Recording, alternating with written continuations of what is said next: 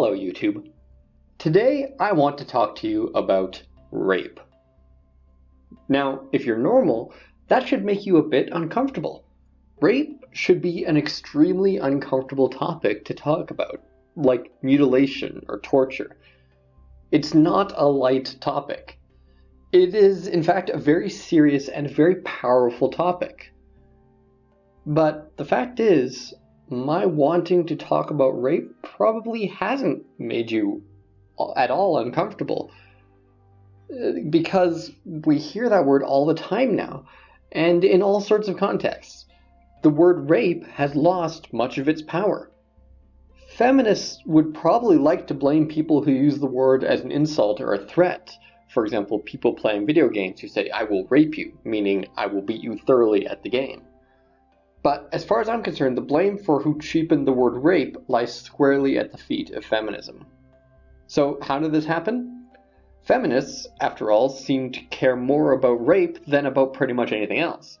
Most feminists, it seems, consider rape to be worse than murder.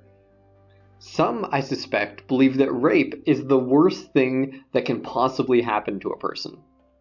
So why would they cheapen the word? Well, I don't think they did it on purpose. I think a lot of feminist rhetoric and propaganda relies on rape still having a lot of power. So by cheapening it, they are really hamstringing themselves. But they have cheapened it. Now, there are extreme cases, like that Indian video where a girl claims she was raped when bad things happened to people around her. And there are other cases in which feminists have fabricated a rape story to get attention or for malicious purposes. But I don't think those alone would cheapen the word. Those would rightfully be seen as exceptions. But there are two specific ways I want to focus on in which feminists have cheapened the word rape. The first is placing the label on other, mostly unrelated terms. For example, stare rape for when the wrong person looks the wrong way at a woman. Rape apologist for when someone disagrees with a feminist about any topic even tangentially related to rape. And the big one, rape culture, which, depending on which feminist you ask, sometimes will include things that have nothing to do with rape itself. And the second way feminists cheapen the word rape is probably its most common usage. If I say to you, rape and blank, what is the most common thing to go there? Well, what I hear is rape and sexual assault. When feminists quote rape statistics, they are almost always talking about both rape and sexual assault. All the 1 in 5, 1 in 4, 2 in 1, whatever, those numbers are actually referring to the rates of rape and sexual assault. But what ends up happening is people start dropping the word sexual assault. So you'll start to hear 1 in 5 women will be raped in their lifetime. When the stats, when you actually go look at the source material for this, the stats are clearly mostly about sexual assault. So how does all this cheapen the word? Well, when you use the word rape to refer to things that aren't sex without consent, you're broadening the definition of the word, and you're broadening it to include things that aren't as bad as sex without consent. So when you start to say there is a rape culture on campus, where 1 in 5 women will be raped or sexually assaulted, people listening are really only going to retain the idea of rape.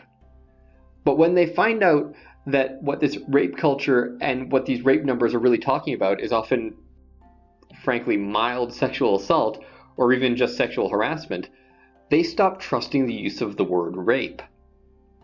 I know that when I hear a feminist talking about rape, I usually can't help but think, well, are they really talking about rape here, or am I going to find out they were actually talking about sexual assault or somebody, saying the wrong thing to her? I can't help but think this way because this is often how feminists use the word.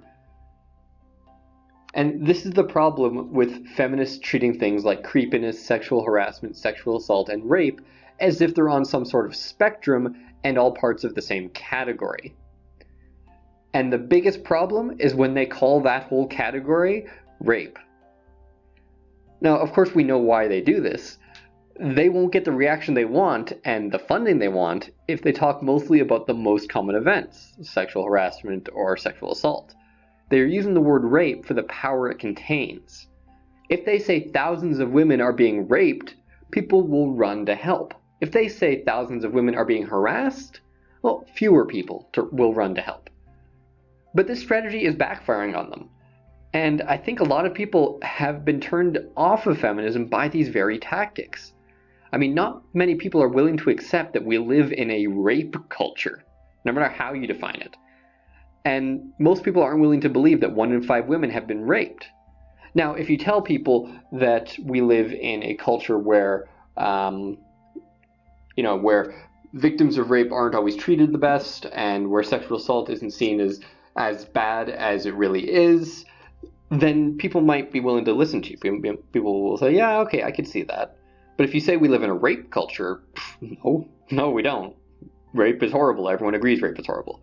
And then if you say to someone that 1 in 5 women have been raped, well, that seems a little unrealistic, especially when you scale that up to the entire population. But if you say 1 in 5 women have been sexually assaulted, and you include any kind of unwanted touching in the category of sexual assault, then yeah, that seems realistic. So when people find out that these stats and that these terms aren't accurate, then it turns people off feminism. So in the end, feminists have managed to cheapen the word rape by overusing it, specifically by using it to talk about things that quite obviously are not rape. Luckily, I believe that they are shooting themselves in the foot with this tactic, so it's not necessarily a horrible thing for people who are opposed to feminism. The sad part is that the ones who are really harmed by this are actual rape victims, who find themselves lumped together with people who have not been raped. And these genuine victims are seeing the crime that was committed against them used as a tool for propaganda. Now, unfortunately, this cheapening of the word, this broadening of the definition, this is just how the English language works. It happens all the time with all sorts of words.